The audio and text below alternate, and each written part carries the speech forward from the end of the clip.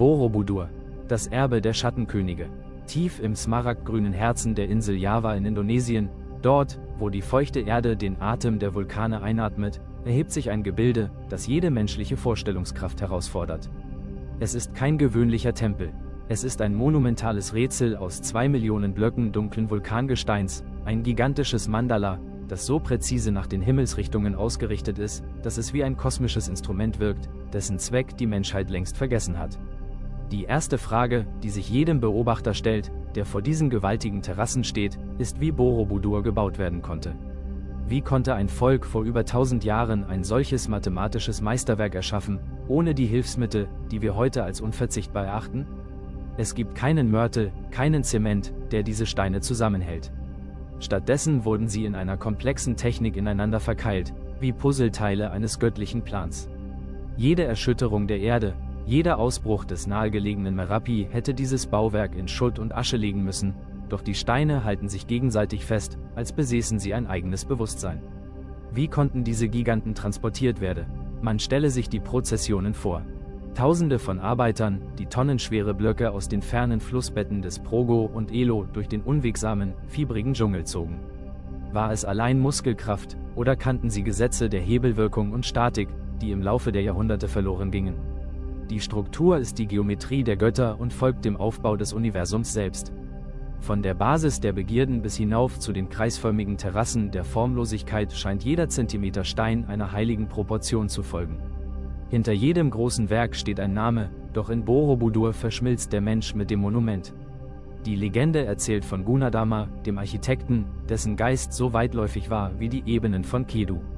Man sagt, er habe die Pläne nicht gezeichnet, sondern sie in tiefster Meditation von den Geistern der Berge empfangen. Als der letzte Stein gesetzt war und die letzte Stupa den Himmel berührte, war Gunadharmas Werk vollbracht, doch seine Seele konnte sich nicht mehr von der Pracht trennen. Die Überlieferung besagt, dass er nicht starb, sondern dass sein Körper langsam erkaltete und sich in Stein verwandelte. Wenn man heute in der Abenddämmerung den Blick nach Westen zu den Menoreh-Bergen richtet, sieht man am Horizont deutlich die Silhouette eines schlafenden Mannes. Es ist Gunadharma, der über sein Werk wacht. Er schläft, doch sein Atem ist der Wind, der durch die hohlen Stupas pfeift und die Pilger an die Vergänglichkeit allen Seins erinnert. Vielleicht ist das größte Geheimnis jedoch nicht der Bau, sondern das plötzliche Verstummen. Warum wurde dieses strahlende Monument der Erleuchtung, das einst von tausenden Mönchen bewohnt wurde, plötzlich dem Vergessen anheimgegeben? Über Jahrhunderte hinweg lag der Tempel begraben. Nicht unter Sand, sondern unter Tonnen von Vulkanasche und einem undurchdringlichen Teppich aus Schlingpflanzen und Moos.